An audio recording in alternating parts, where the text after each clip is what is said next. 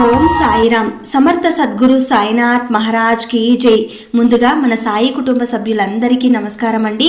అందరూ కూడా సుఖంగా, సంతోషంగా, ఆరోగ్యంగా బాగుండాలని మనస్ఫూర్తిగా కోరుకుంటూ ఈరోజు వీడియో మొదలు పెడుతున్నాను. ఇక ఈరోజు వీడియోలో బాబాగారు ఏం చెప్పబోతున్నారంటే, తల్లి, కోట్లిచ్చిన కొనలేని ఆస్తిని ఇవ్వబోతున్నాను. నువ్వు గర్వంగా బ్రతకడం కోసం ఇస్తున్న గొప్ప అవకాశం ఇది.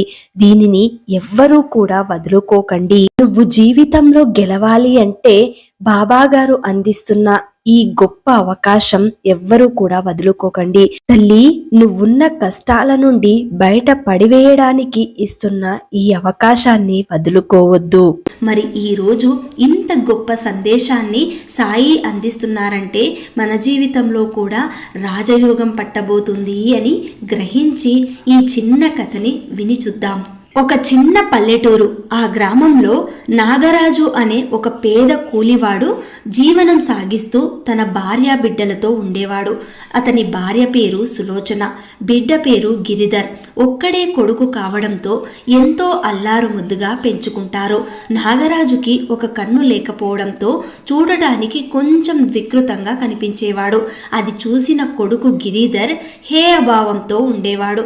ఇలా ఉండగా ఒక రోజు కొంతమంది పిల్లలు గూటి బిళ్ళ ఆడుకుంటూ ఉంటారు. ఆ సమయానికి నాగరాజు అక్కడికి వచ్చి, ఏంటి పిల్లలు, మీకు ఎన్నిసార్లు చెప్పాలి అటు దూరంగా వెళ్ళి ఆడుకోండి అని? ఇక్కడ ఆడొద్దని ఎన్నిసార్లు అన్నాను? ఇంకోసారి ఇక్కడ ఆడితే ఒక్కొక్కడికి కాళ్ళు విరుక్కొడతాను అని అనగానే కొడుకు కల్పించుకొని గిరిధర్ ఇలా అంటాడు, ఏంటి నాన్న, మా స్నేహితులతో కలిసి అందరూ ఆడుతూ ఉంటే అడ్డు తగులుతావే, అందుకే నువ్వంటే నాకు అస్సలు ఇష్టం ఉండదు. అప్పుడు గిరిధర్ అమ్మ వచ్చి సులోచన ఇలా అంటుంది, అది అంత మంచిది కాదు నాయనా, అది ఎంతో ప్రమాదకరమైన ఆట, అందుకే నిన్ను కూడా ఆటని ఆడనివ్వటం లేదు. సరే కానీ నీకిష్టమైన ఆలుగడ్డ కూర వండాను, రా తిందువు అని అమ్మ ఆప్యాయంగా పిలుస్తుంది. నేను తర్వాత తింటాలేమ్మా, నాకు ఇప్పుడు ఆకలిగా లేదు. ఏంటమ్మా, నాన్న వల్ల నా స్నేహితులందరూ దూరం అవుతున్నారు, అసలు ఆ ముఖమే చూడడానికి నాకు ఇష్టం లేదు. ఇక చాలు గాని వెళ్ళి అన్నం తిని పడుకో, ఉదయం లేచి బడికి వెళ్ళాలి కదా. అలా గిరిధర్ భోజనం చేసి పడుకున్న తర్వాత నాగరాజు ఇంటికి వస్తాడు. వచ్చి రాగానే డబ్బులు దాచుకునే డబ్బీలో 1 రూపాయి వేస్తాడు. ఏవయ్యా, ఇప్పటి వరకు ఎంత దాచావేంటి? ఒక 100 రూపాయలు అయి ఉంటాయా అని సులోచన అడుగుతుంది. 100 ఏంటే, 200 దాకా అయి ఉంటాయి. అయితే ఇంక800 దాచితే నీ కన్ను ఆపరేషన్ చేయించుకోవచ్చన్నమాట. నువ్వు చెప్పేది బానే ఉందే. ఆ డబ్బు నా కోసమైతే కాదు, మన గిరిధర్ కోసం.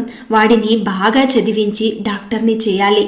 అప్పుడు వాడే నాకు కంటికి ఆపరేషన్ చేస్తాడు. అది ఎప్పటికి జరిగినూ ఒక కన్ను లేకపోయినా కలలు కనటం మాత్రం మానలేదు కదా. ముందు నువ్వు కన్ను బాగా చేయించుకోవయ్యా అని అంటుంది భార్య. తర్వాత వాటిని వాటంతట అవే అన్నీ జరుగుతాయి కదా.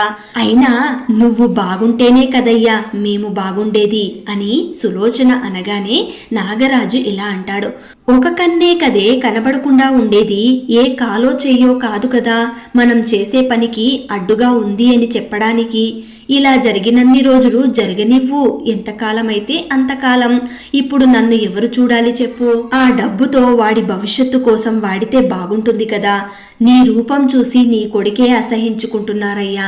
దానివల్ల వాడు రోజు రోజుకి నీకెక్కడ దూరం అవుతాడో అన్న బెంగతో ఇలా అంటున్నాను అని సులోచన అంటుంది.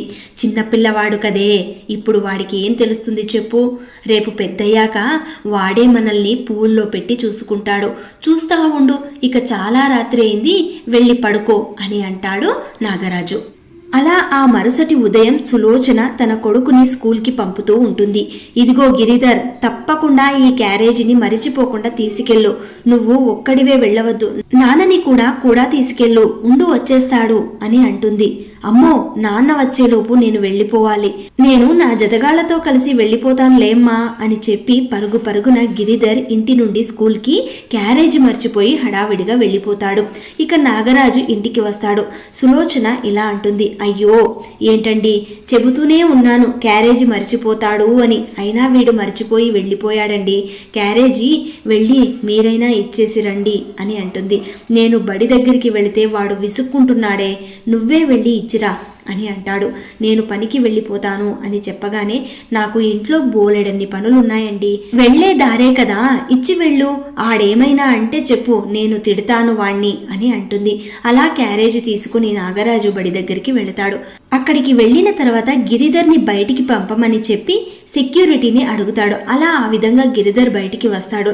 గిరిధర్ ఇలా అంటాడు, ఎన్నిసార్లు చెప్పాలి నాన్న నువ్వు బడి దగ్గరికి రావద్దు అని, నీ కొడుకు అని తెలిస్తే అందరూ నన్ను అసహించుకుంటారు, ఇంకెప్పుడు నువ్వు నా బడి దగ్గరికి రావద్దు, ఆకలితోనైనా ఉంటాను కానీ ఇంకోసారి నువ్వు తీసుకొచ్చావంటే నేను తినను అని అంటాడు. అప్పుడు నాగరాజు, సరేలే నాన్న ఈ ఒక్కసారికి తీసుకో, ఇంకెప్పుడు ఇక్కడికి రానులేరా.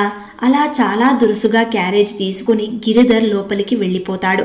నేను అంటూనే ఉన్నాను ఆడికి వెళ్ళనే అని, అయినా వినిపించకుండా పంపించింది. ఇప్పుడు చూడు వాడెంత బాధపడుతున్నాడో ఏంటో, సరేలే చేసేదేముంది అని అక్కడి నుండి తన పని కోసం వెళ్ళిపోతాడు. ఇలా కొన్ని సంవత్సరాలు గడిచిన తర్వాత నాగరాజు ఇంటి దగ్గరికి పట్నం నుంచి రామయ్య అనే వ్యక్తి వస్తాడు.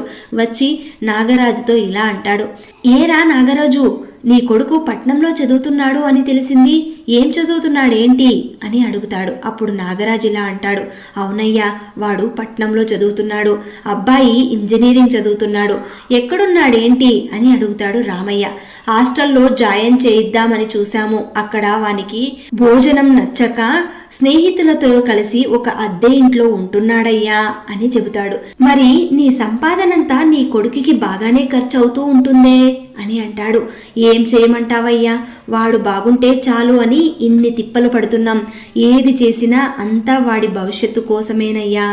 అప్పుడు రామయ్య, నీకు ఇక్కడ సంపాదన తక్కువైంది అని నాకు తెలుసు, వెంటనే నువ్వు నీకిబ్బంది లేకపోతే పట్నంలో నా దగ్గరికి వచ్చి నా గోడౌన్లో నా మనిషి అనేవాడు ఒకడుంటే నాకు మంచిది అని నా ఉద్దేశం, నీకు ఉండేందుకు ఒక వసతి కూడా కల్పిస్తాను, తర్వాత నీ ఇష్టం అని రామయ్య అంటాడు. ఈ విషయం నా భార్యతో సంప్రదించి చెబుతానయ్యా అని అంటాడు నాగరాజు. అలా నాగరాజు జరిగిన విషయమంతా సులోచనతో వివరిస్తాడు. అప్పుడు సులోచన కూడా, సరేనయ్యా ఇంతకీ రూపాయి ఎక్కువ వస్తే ఎందుకు వెళ్ళకూడదు చెప్పండి, పైగా వసతి కూడా ఇస్తున్నారు, పైగా మన అబ్బాయి కూడా అక్కడే ఉంటున్నాడు కదా. అలా భార్య అనేసరికి నువ్వు వస్తావో రావో అనుకున్నానే, నువ్వు వస్తానంటే నాకు ఎలాంటి అభ్యంతరమూ లేదు, అయితే వెంటనే రామయ్య గారికి కబురు పెట్టి 2 రోజుల్లో వస్తున్నామని చెబుతాను అంటాడు నాగరాజు. అలా ఇద్దరు కలిసి పట్నం వెళ్ళి రామయ్య దగ్గరికి పనికి చేరుకుంటారు. కొన్ని రోజులు గడిచిన తర్వాత నాగరాజు భార్యతో ఇలా అంటాడు, మనం ఇక్కడ చక్కగా వండుకొని తింటున్నాం, పాపం మన గిరిధర్ వాడే వండుకొని తింటున్నాడో లేదో, సమయానికి తింటున్నాడో లేదో, అసలే వాడికి ఏం తిన్నా పడదు అని నాగరాజు అనగానే అప్పుడు సులోచన కూడా, అవునయ్యా వాడు సరిగ్గా తింటున్నాడో లేదో, ఒక పని చేద్దాం, వాడిని కూడా మన దగ్గరే ఉంచుకుందామయ్యా, పైగా హాస్టల్లో కాకుండా స్నేహితులతో విడిగా ఉంటే ఖర్చు కూడా ఎక్కువ అవుతుంది కదా, రేపు ఒకసారి మీరు వెళ్ళి వాడిని రమ్మన్నాను అని చెప్పి తీసుకురా. అలా నాగరాజు గిరిధర్ని పిలవడానికి ఇంటికి తన రూమ్ దగ్గరికి వెళ్తాడు. తీరా అక్కడికి వెళ్ళిన తర్వాత ఒక వ్యక్తి లోపలి నుండి బయటికి వస్తూ ఉంటాడు. అతనిని పిలిచి నాగరాజు ఇలా అడుగుతాడు, అయ్యా ఇక్కడ గిరిధర్ అనే ఒక కుర్రవాడు ఇంజనీరింగ్ చేస్తూ ఉంటాడు, తన స్నేహితులతో కలిసి ఒక ఇంట్లో ఉంటున్నాడు, ఒకసారి పిలుస్తారా, ఇదేనయ్యా ఆ ఇల్లు, చూడండి ఒకసారి ఉన్నాడో లేదో అని అంటాడు నాగరాజు. అప్పుడు ఆ వ్యక్తి, గిరిధర్ అనే పేరుతో ఇక్కడ ఎవరూ లేరే, కాకపోతే నలుగురు కుర్రవాళ్ళు చదువుకుంటున్నారు. వాళ్ళు ఇక్కడే డాబా పైన ఉంటున్నారు. మీరు ఒక్క నిమిషం ఇక్కడే ఆగండి, నేను వెళ్ళి కనుక్కొని వస్తాను అని చెప్పి ఆ వ్యక్తి పైకి వెళ్ళి గిరిధర్ అనే వ్యక్తిని పిలిచి మీ నాన్నగారు వచ్చారు అని చెబుతాడు. గిరిధర్ కిందికి వచ్చి, ఏంటి నాన్న ఇక్కడికి కూడా వచ్చావు? అయినా నీకు ఎన్నిసార్లు చెప్పాను నేనున్న చోటికి రావద్దు అని. నాకు ఇష్టం లేని పని ఎందుకు మీరు పదే పదే చేస్తున్నారు? వద్దన్నా నా వెంట పడుతూనే ఉన్నావు, ఏంటి నాన్న అని అంటాడు. అది కాదురా, నాకు ఇక్కడే దగ్గరలో పని దొరికింది, వచ్చి వారం రోజులయ్యింది. మీ అమ్మ నేను ఇక్కడే ఉంటున్నాంరా. మనకు ఇచ్చిన ఇల్లు చాలా పెద్దదిరా. నువ్వు కూడా మాతోనే ఉండమని చెప్పడానికి వచ్చాను. అయినా నువ్వు ఇలా అంటావనేనయ్యా ఈ గేటు దగ్గరే నిలబడి నిన్ను పిలిపించాను అని నాగరాజు అంటాడు. సరే, ఎక్కడ ఉంటున్నారో చెప్పండి, నాకైతే ఇప్పుడు రావడం కుదరదు, కానీ ఆదివారం వస్తాను, నువ్వు వెళ్ళింకా అని అంటాడు. అలా నాగరాజు ఎక్కడ ఉంటున్నారో చెప్పి అక్కడి నుండి వెళ్ళిపోతాడు. గిరిధర్ మళ్ళీ లోపలికి వెళ్ళిపోతాడు. లోపలికి వెళ్ళిన తర్వాత అక్కడ స్నేహితులు ఇలా అడుగుతారు, ఏరా గిరిధర్, ఎవరతను అని ఒక అబ్బాయి అడుగుతాడు. మా ఇంట్లో పనివాడురా, మా నాన్న ఏదో కబురు పెట్టాడు అందుకే వచ్చాడు అని అంటాడు. ఇంకో స్నేహితుడు ఇలా అంటాడు, అనుకున్నాను అతను మీ పనివాడే అని, పైగా అతనికి ఒంటి కన్ను, అతనిని చూస్తుంటేనే భయంకరంగా ఉన్నాడు. అవునరా బాబు, అందుకే వాడంటే నాకు అస్సలు ఇష్టం ఉండదు అని అంటాడు గిరిధర్.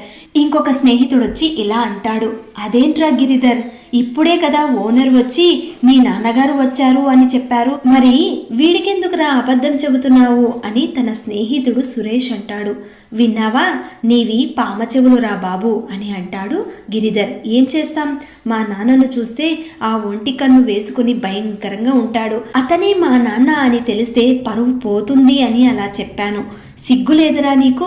ఇంత కష్టపడి చదివిస్తున్న అతన్ని నాన్న అని చెప్పుకోవడానికి సిగ్గుపడుతున్నావా? మళ్ళీ నెల తిరిగేసరికి ఖర్చులకి ఫీజులకి డబ్బులు మాత్రం నీకు కావాలి కదా. ఛీ, నిన్ను ఏమనాలో కూడా నాకు తెలియటం లేదురా. బాగా చదువుతావని ఇంతవరకు నీకు గౌరవం ఇచ్చాను, ఇక నుండి నువ్వు నా స్నేహితుడివి అని చెప్పుకోవడానికి నాకు సిగ్గుగా ఉంది.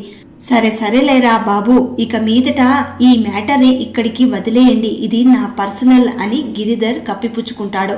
అలా 2 రోజులు గడిచిన తర్వాత వాళ్ళ అమ్మా నాన్న ఉంటున్న ఇంటి దగ్గరికి వెళతాడు. రావడంతోనే నేను ఉన్న చోటికి రావద్దని ఎన్నిసార్లు చెప్పాను. చూడు, ఇప్పుడు నా స్నేహితుల దగ్గర నా పరువు పోయింది. ఆ గుడ్డోడేనా మీ నాన్నగారు అని అందరూ ఎగతాళి చేస్తున్నారు, ఇంకెప్పుడు నా దగ్గరికి రావద్దు అని అంటాడు. సులోచన ఇలా అంటుంది, అదేంట్రా గిరిధర్, నాన్నని పట్టుకొని అన్ని మాటలు అనేస్తున్నావు? నువ్వు అక్కడ సరిగ్గా తింటున్నావా లేదా అని ప్రతిరోజు మీ నాన్నగారు బాధపడుతూ ఉంటే నేనే నిన్ను తీసుకుని రమ్మని పంపాను మీ నాన్నగారిని అని చెప్పేసరికి, హా వచ్చాను కదా, చూశారు కదా, ఇక మీదట ఎప్పుడు పంపవద్దు. అదేంట్రా, నిన్ను కూడా మాతో పాటే ఇక్కడే ఉండిపోమని చెప్పడానికే పిలిపించాను. నువ్వేమో విడిగా అక్కడే ఉంటాను అంటున్నావు. ఖర్చులు కూడా ఎక్కువైతాయి కదరా. మాతో పాటు నువ్వు కలిసి ఉంటే అవన్నీ కలిసి వస్తాయి కదా. వచ్చి రాగానే వెళ్ళిపోతాను అంటే మాకు ఎంత బాధగా ఉంటుంది చెప్పు అని తల్లి చెప్పేసరికి, నాకు ఇక్కడ వచ్చి ఉండడం ఇష్టం లేదు. కాలేజీకి ఇక్కడికి చాలా దూరం, రోజూ ఇక్కడి నుండి వెళ్ళడం కూడా కష్టం. ఇంకొక సంవత్సరమే కదా నా చదువు అయిపోతుంది. కావాలంటే ప్రతి ఆదివారం వచ్చి వెళ్తూ ఉంటాను. అలా గిరిధర్కి తల్లిదండ్రులతో కలిసి ఉండడం ఇష్టం లేక అక్కడి నుండి వెళ్ళిపోతాడు. 1 సంవత్సరం తర్వాత చదువు పూర్తి చేసుకొని బొంబాయిలో మంచి ఉద్యోగం సంపాదించి అక్కడికి వెళ్ళిపోతాడు. ఒకరోజు భార్యాభర్తలు ఇలా మాట్లాడుకుంటూ ఉంటారు, ఏంటే సులోచన, అబ్బాయి వెళ్ళి 5 సంవత్సరాలు అవుతుంది, ఇంతవరకు ఒక్క ఉత్తరం కూడా రాయలేదు, ఇక్కడికి రావడం కూడా లేదు. ఎలా ఉన్నాడో ఏం తింటున్నాడో మనం వెళ్ళి చూద్దామంటే ఎక్కడున్నాడో కూడా తెలీదే. పోనీలే అయ్యా, వాడు ఎక్కడున్నా సంతోషంగా ఉంటే చాలు. బహుశా వాడికి సెలవులు దొరికి ఉండవు, లేకపోతే వచ్చి వెళ్ళేవాడే. ఏమో, రేపు మనలో ఎవరికైనా ఏమైనా జరిగితే వాడికి కబురైనా అందుతుందో లేదో అని నాగరాజ్ అనేసరికి సులోచన ఇలా అంటుంది, అయ్యో అలా అనకయ్యా, అలాంటిదేమీ జరగదులే, కొంచెం ఓపిక పట్టు, వాడు వస్తాడులే. అలా ఒకరోజు పని నుండి నాగరాజు ఇంటికి తిరిగి వస్తూ ఉండగా గిరిధర్ స్నేహితుడు సురేష్ ఎదురుపడతాడు. మీరు మా గిరిధర్ నాన్నగారే కదండి? అని అడుగుతాడు. అవునయ్యా, నేను గిరిధర్ వాళ్ళ నాన్న. మేము ఇంజనీరింగ్ చదివే సమయంలో ఒకే ఇంట్లో అద్దెకి కలిసి ఉండేవాళ్ళము. మీరు అక్కడికి ఒకసారి వచ్చినప్పుడు మిమ్మల్ని నేను చూశానండి. ఇప్పుడు గిరిధర్ ఎలా ఉన్నాడండి అని అడుగుతాడు సురేష్. ఏమోనయ్యా, వాడిని చూసి 5 సంవత్సరాలు అవుతుంది. అప్పుడు బొంబాయిలో ఉద్యోగం వచ్చింది అని వెళ్ళిపోయాడు. ఆ తర్వాత మళ్ళీ రాలేదు. ఒక్క ఉత్తరం కూడా ఇంతవరకు వేయలేదు. ఏమోనయ్యా అని అంటాడు. అదేంటి, వాడు బొంబాయి నుండి వచ్చి 3 సంవత్సరాలు అవుతుంది కదా. వాడికి పెళ్ళయి 3 ఏళ్ల పాప కూడా ఉంది. ఇప్పుడు ఈ ఊర్లోనే ఉంటున్నాడు. మీకు ఈ విషయం తెలీదా అని అంటాడు ఆ సురేష్. అప్పుడు నాగరాజ్ ఇలా అంటాడు. ఈ ఊర్లోనే ఉన్నాడా? పెళ్లి కూడా అయిపోయిందా? అయితే నాకు ఈ విషయం తెలీదయ్యా. అయితే వాడు మీకేమీ చెప్పలేదన్నమాట. వాడు ఇప్పటికీ ఇంకా మారలేదు. వాడు ఉన్న ఇల్లు చూపిస్తాను రండి అని గిరిధర్ స్నేహితుడు సురేష్ నాగరాజుని తీసుకుని గిరిధర్ ఉంటున్న ఇల్లుని చూపించి వెళ్ళిపోతాడు. గుండె నిండా బాధని పెట్టుకుని నాగరాజు జరిగిన విషయమంతా సులోచనతో చెబుతాడు. చూసావా సులోచన, వాడు ఈ ఊర్లోనే ఉంటూ ఒక్కసారి కూడా వాడికి మనల్ని చూడాలనిపించలేదు. మనమేమో వాడెలా ఉన్నాడో ఏం చేస్తున్నాడో అని ఎప్పటికప్పుడు కంగారు పడుతూనే ఉన్నాము. అప్పుడు సులోచన ఇలా అంటుంది. అసలు ఏం జరిగిందో మనకేం తెలుసయ్యా. ఒకసారి వెళ్ళి వాడిని కోడల్ని తీసుకుని వద్దాం. పైగా మనవరాలు కూడా అంటున్నారు. అందరినీ చూసినట్టుంటుంది కదా. నువ్వు వెళ్ళి వస్తావా అని అంటుంది. నాకు వెళ్ళాలని ఉందే, కానీ వాడు నన్ను చూడగానే విసిగించుకుంటున్నాడు, అసహించుకుంటున్నాడు. నేను ఎలా వెళ్ళి వాడికి నా ముఖం చూపించను చెప్పు. మళ్ళీ ఎందుకు వచ్చావని అడిగితే ఏం సమాధానం చెప్పను అని నాగరాజ్ అంటాడు. నా మాట విని నువ్వే ఒకసారి వెళ్ళిరా, విషయమేంటో తెలుసుకునిరా అని అంటాడు. అప్పుడు సులోచన, వాడికి ఇప్పుడు బుద్ధొచ్చిందండి. ఇప్పుడు పెళ్ళయి ఒక పాప కూడా ఉంది అంటున్నారు. తప్పకుండా వాడు మారి ఉంటాడు. ఒక్కసారి మీరే వెళ్ళి నా మాట విని పలకరించి రండి అని అంటుంది. అప్పుడు నాగరాజు, అయితే సరే, నువ్వు చెప్తున్నావని ఈ ఒక్కసారి వెళ్తాను. అక్కడ ఏమైనా నాకు అవమానం జరిగితే ఇంకెప్పుడు వెళ్ళను. అలా నాగరాజు సులోచన పోరు పడలేక గిరిధర్ ఉన్న ఇంటికి వెళతాడు. గిరిధర్ కూతురు నాగరాజుని చూడగానే ఒక్కసారిగా గట్టిగా ఏడుస్తుంది. ఆ పాప ఏడవడం చూసి లోపలి నుండి నాగరాజు పరిగెత్తుకుని వచ్చి చూస్తే చూడగానే అక్కడ తన తండ్రి కనిపిస్తాడు. ఆ పాపకి ఏదో విధంగా నచ్చచెప్పి, ఈ బూచోడిని నేను బయటికి పంపిస్తాను, నువ్వు లోపలికి వెళ్ళమ్మా అని నచ్చజెప్పి లోపలికి పంపిన తర్వాత తన తండ్రితో ఇలా మాట్లాడతాడు. ఒరే గిరిధర్, ఎలా ఉన్నావురా? ఎన్ని సంవత్సరాలైందిరా నిన్ను చూసి. నిన్ను అమ్మ చూడాలని అంటుందిరా అని అనగానే, ఏదో విధంగా నేనెక్కడున్నానో కనిపెట్టి తగలెడతావు కదా, నీ నుండి తప్పించుకోలేక చస్తున్నాను నాన్న. చూసావు కదా, నా కూతురు కూడా ఎంత భయపడుతుందో నిన్ను చూసి. రావద్దు అంటే నీకు అర్థం కాదు. అమ్మతో చెప్పు ఇంకెప్పుడు నిన్ను ఇక్కడికి పంపవద్దు అని. ఇక వెళ్ళు, ఇంకెప్పుడు ఇటువైపు రావద్దు అని అవమానించి పంపిస్తాడు గిరిధర్. నన్ను కలవడానికి కూడా ప్రయత్నం చేయవద్దు అనేసరికి ఆ అవమానంతో నాగరాజు ఇంటికి చేరుకొని జరిగిందంతా భార్యతో వివరిస్తాడు. నా మాట పట్టించుకోకుండా వెళ్ళు వెళ్ళు అన్నావు. ఇప్పుడు చూడు, అక్కడ వాడు వెళ్ళినందుకు ఎంత బాధపడుతున్నాడో. నువ్వు చూడాలని అంటున్నావు కదా, ఇక నువ్వే వెళ్ళొచ్చు కదా ఒకసారి. నీకు ఇంత అవమానం జరిగిన తర్వాత ఇక నాకు కూడా అక్కడికి వెళ్ళాలని లేదయ్యా. ఇంకెప్పుడు వాడి ప్రస్తావన ఇక్కడ తీసుకురావద్దు. వాడు రావాలనుకుంటే వాడే వస్తాడులే, ఇక మనం మాత్రం అక్కడికి వెళ్ళవద్దు అని అంటుంది సులోచన. అలా కొన్ని రోజులు గడిచిన తర్వాత గిరిధర్ తన స్నేహితుడిని కలవడానికి సురేష్ దగ్గరికి వెళతాడు. ఏరా గిరిధర్, చాలా రోజులైంది, ఏంటి ఇలా వచ్చావు అని అడుగుతాడు. ఏం లేదురా, చూసి చాలా రోజులైంది కదా, ఒక్కసారి చూసి వెళదామని వచ్చాను అంతే అని అంటాడు. ఇంకేంట్రా విశేషాలు అని అడుగుతాడు. నన్ను చూడడానికి వచ్చావు బానే ఉంది, కానీ మీ అమ్మా నాన్నని చూడడానికి వెళ్ళావా? మీ నాన్న నిన్ను చూడాలని అంటే నేనే నువ్వెక్కడున్నావో చూపించింది. నీకు కనీసం పెళ్లి జరిగిన విషయం కూడా వారికి తెలియదంటున్నారా? ఇంతకీ వారిని కలిసావా లేదా అని అడుగుతాడు సురేష్. వెంటనే గిరిధర్ ఇలా అంటాడు. లేదురా, మా నాన్నని కలవడం అంటే నాకు ఇష్టం లేదు. నాకు చిన్నప్పటి నుండి మా నాన్న అంటే ఇష్టం లేదు. అంటే నువ్వు ఇంకా మారలేదన్నమాట. నువ్వు మారావు అనుకోవడం నా బుద్ధి తక్కువ. మీ నాన్నకు ఆ కన్ను లేకపోవడం ఒక్కటే లోపం. మరి ఆయన పంపించిన డబ్బుతోనే కదా నువ్వు చదివి పెద్దవాడివయ్యావు. ఈరోజు నువ్వు మంచి ఉద్యోగం చేస్తున్నావు అంటే దానికి కారణం మీ నాన్న పెట్టిన భిక్షే. నేను చూసుకుందామనుకున్నా కూడా నాకు తల్లిదండ్రులు లేరు. ఉన్న నీకు వారి విలువ అర్థం కావటం లేదు. ఈ వృద్ధాప్యంలో నీ అవసరం వారికి ఎంతైనా ఉంది. నువ్వు నన్ను చూడాలంటే ముందు మీ అమ్మా నాన్నలను కలిసిన తర్వాతే ఇక్కడికి రా, లేదంటే ఇక మీదట నీ మొహమే నాకు చూపించకు. అలా బుద్ధి తెచ్చుకున్న గిరిధర్ అమ్మా నాన్నలను కలవడానికి వారి ఇంటికి వెళతాడు. అమ్మా, ఎలా ఉన్నావమ్మా? మిమ్మల్ని చూడాలని ఇక్కడికి వచ్చాను.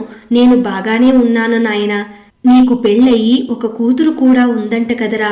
నువ్వు ఒక్కడివే రాకపోతే వాళ్ళని కూడా పిలుచుకొని రావచ్చు కదా, నేను చూసినట్టుంటుంది అని అనగానే, వారిని ఇక్కడికి తీసుకురావడం ఏంటమ్మా, మీరే నా దగ్గరికి వచ్చేయండి. నాన్నతో చెప్పు ఇంకెప్పుడు మిమ్మల్ని ఇబ్బంది పెట్టను అని. అవును, నాన్న ఎక్కడికి వెళ్ళాడు, కనబడడం లేదు అని అడుగుతాడు గిరిధర్. ఇంకెక్కడ నాన్నగారయ్యా, నీ దగ్గర నుండి వచ్చిన తర్వాత వారం రోజుల తర్వాతే చనిపోయాడు. నీకు ఆ విషయం చెబుదామంటే నాకు ఆ ఇల్లు కూడా తెలియదు, మీ స్నేహితులు కూడా నాకు ఎవ్వరూ తెలియదు. ఇక చేసేది లేక ఆ కార్యక్రమాలన్నీ నేనే చేశాను. అయ్యో, ఎంత పని జరిగిందమ్మా. నేను ఆయన్ని బ్రతికి ఉన్నన్ని రోజులు అసహించుకున్నాను. ఇప్పుడు తప్పు తెలుసుకునేసరికి నాన్నగారే లేరు. నువ్వు అంతలా మీ నాన్నగారిని అసహించుకునే దానికి కారణం ఆయనకి ఒక కన్ను లేకపోవడం కదరా. అసలు ఆ కన్ను ఎలా పోయిందో నీకు తెలుసా అని తన తల్లి చెబుతుంది. కన్ను నాన్నగారికి పుట్టినప్పటి నుండి లేదు కదమ్మా అని అనేసరికి, అది కాదురా, ఒకరోజు మన ఇంటి ముందు పిల్లలందరూ కలిసి గూటి బిళ్ళ ఆడుతున్నారు. అప్పుడు నువ్వింకా చంటి పిల్లవాడివి. నీకు ఆ గూటి బిళ్ళ తగిలి ఒక కన్ను పూర్తిగా దెబ్బతినింది. అది ఆస్పత్రిలో చూపిస్తే ఆ కన్ను ఇక తిరిగి రాదు అని చెప్పారు. ఎవరైనా కన్ను దానం చేస్తే ఆ కన్ను మళ్ళీ పెట్టవచ్చు అని డాక్టర్లు చెప్పేసరికి మీ నాన్నగారు ఆ 2 కళ్ళలో ఒక కన్ను నీకు ఇచ్చారా. ఇక ఈ విషయం ఎప్పటికీ తెలియకూడదని నా దగ్గర మీ నాన్నగారు మాట తీసుకున్నారు కాబట్టి ఈ విషయం నీకు ఇంతవరకు తెలియనివ్వకుండా దాచాము. ఇప్పుడు ఆయన లేడు కనుక నీకు ఈ విషయం చెప్పాల్సి వచ్చింది అని అనగానే, నాన్న పట్ల నేను ఎంత మూర్ఖంగా వ్యవహరించానో నాకు ఇప్పుడు అర్థమైంది అని తప్పు తెలుసుకున్న గిరిధర్ పశ్చాత్తాపంతో తనతో పాటు తన తల్లిని తీసుకెళ్లి అప్పటి నుండి ఎంతో ప్రేమగా చూసుకుంటాడు. చూశారు కదా, ఈ కథ ద్వారా బాబాగారు అందించిన మనకు ఈ సందేశం ఎంత గొప్పగా ఉంది. ప్రతి మనిషి జీవితంలో కోట్లిచ్చిన కొనలేని ఆస్తి అంటూ ఉంది అంటే తల్లిదండ్రులు మాత్రమే. ఏ బిడ్డైతే తల్లిదండ్రుల చాటున పెరుగుతుందో ఆ బిడ్డ అన్ని సుఖాలను పొందుతుంది. తల్లి తండ్రి ఉన్నంత కాలం ఏ కష్టం కూడా తెలియకుండా పెరుగుతుంది. కాబట్టి తల్లిదండ్రులు ఉన్నంత కాలం వారిని కూడా మనం ఆ విధంగానే చూసుకోవాలి.